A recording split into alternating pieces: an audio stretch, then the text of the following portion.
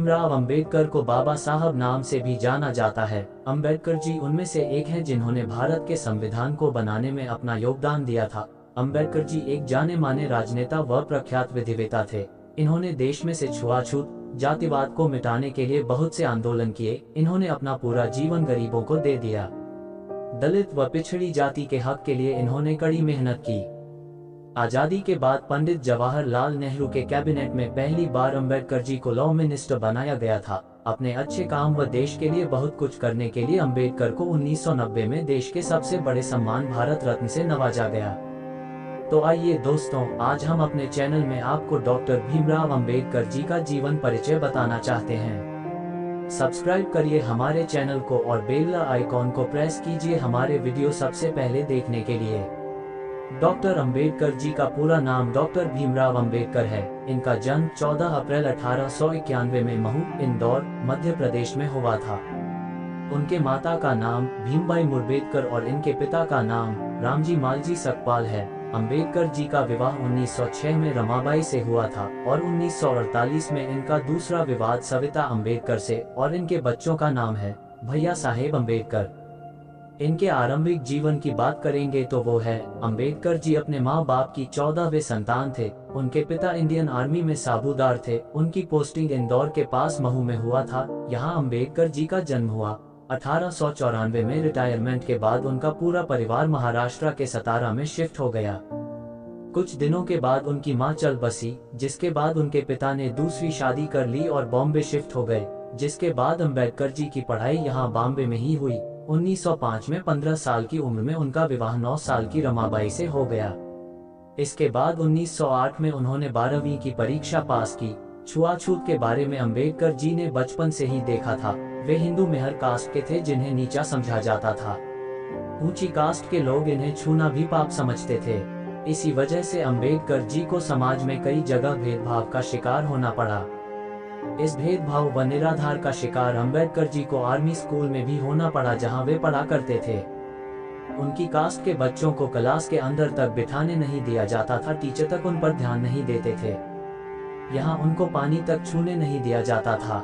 School का चपरासी उनको ऊपर से डालकर पानी देता था। जिस दिन चपरासी नहीं आता था उस दिन उन लोगों को पानी तक नहीं मिलता था। स्कूल की पढ़ाई पूरी करने के बाद अंबेडकर जी को आगे की पढ़ाई के लिए बॉम्बे के एल्फिंस्टन कॉलेज जाने का मौका मिला। पढ़ाई में वह बहुत अच्छे और बहुत तेज दिमाग के थे। उन्होंने सारे एग्जाम अच्छे से पास किए थे, इसलिए उन्हें बड़ौदा के गायकवाड़ के राजा सहाया जी से 25 रुपया की स्कॉलरशिप हर महीने मिलने लगी। उन्होंने राजनीति विज्ञान व अर्थशास्त्र में 1912 में ग्रेजुएशन पूरा किया। उन्होंने अपने स्कॉलरशिप के पैसे को आगे की पढ़ाई में लगाने की सोचा और आगे की पढ़ाई के लिए अमेरिका चले गए। अमेरिका से लौटने के बाद बड़ौदा के राजा ने उन्हें अपने राज्य में रक्षा मंत्री बना दिया, परंतु यहाँ भी छुआछूत की बीमारी ने उनका पीछा नहीं छोड़ा। इतने बड़े पद में होते हुए भी उन्हें कई बार निरादर का सामना करना पड़ा। बॉम्बे गवर्नर की मदद से वे बॉम्बे के Sydenham college of commerce and economics में राजनीतिक अर्थशास्त्र के प्रोफेसर बन गए। अंबेडकर जी आगे और पढ़ना चाहते थे, इसलिए वह एक बार फिर भारत से बाहर इंग्लैंड चले गए। इस बार उन्होंने अपने खर्चों का भार खुद उठाए, जहां लंदन यूनिवर्सिटी ने उन्हें डीएससी के अवार्ड से सम्मानित किया। अंबेडकर जी ने कुछ समय जर्मनी की बॉन यूनिवर्सिटी में गुजारा। यहां उन्होंने इकोनॉमिक्स में अधिक अध्ययन किया। जून 1927 को कोलंबिया यूनिवर्सिटी में उन्हें डॉक्टरेट की उपाधि से सम्मानित किया गया। अंबेडकर जी की पत्नी रमाबाई की लंबी बीमारी के चलते 1935 में उनकी मृत्यु हो गई थी। 1940 में भारतीय संविधान का ड्राफ्ट पूरा करने के बाद उन्हें बहुत सी बीमारियों ने घेर लिया। उन्हें रात को नींद नहीं आती थी। पैरों में दर्द व डायबिटीज भी बढ़ गई थी, जिसकी वजह से उन्हें इंसुलिन लेना पड़ता था। इलाज के लिए वह बॉम्बे गए। वहां उनकी मुलाकात एक ब्राह्मण डॉक्टर शारदा कबीर सिंह डॉक्टर के रूप में उन्हें एक नए जीवन साथी मिल गया। उन्होंने दूसरी शादी 15 अप्रैल 1948 को दिल्ली में की।